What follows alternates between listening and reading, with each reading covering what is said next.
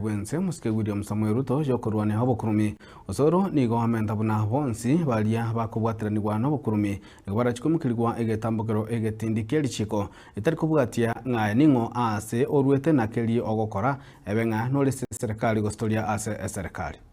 Mheshimiwa Rais alisema ya kwamba kuna wabunge ambao wako corrupt kule bungeni, na nimeona viongozi wengine wa upinzani wakichukua hiyo message na kusema ya kwamba huyu Mheshimiwa Rais amekosana na wabunge, huyu Mheshimiwa Rais ndio amefanya namna hii.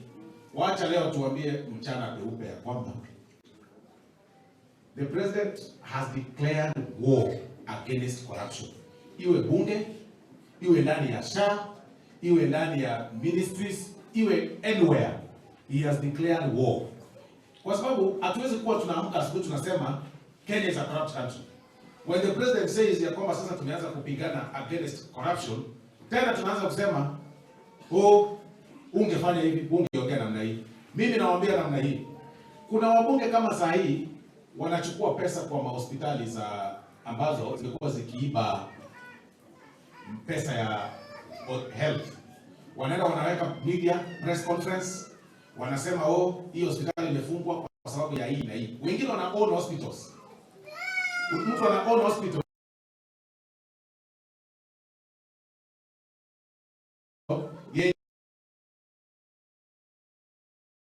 inafanya operation 10 in a month. Anasema amefanyia mwanamke kama pregnant lady operations 10 within 10 months. Kwani huyo mtu anazaa namna gani kila mwezi? Na anaitisha pesa kwa SHA. Hizo ndio hospitali zimefungwa. Na wabunge wengine wakapewa pesa wakaenda kuita press conference. That is the corruption the president is talking about. Hakuna corruption nyingine. Ndio hiyo anazungumzia kwamba kuna wabunge wako corrupt. Na siku yao itafika.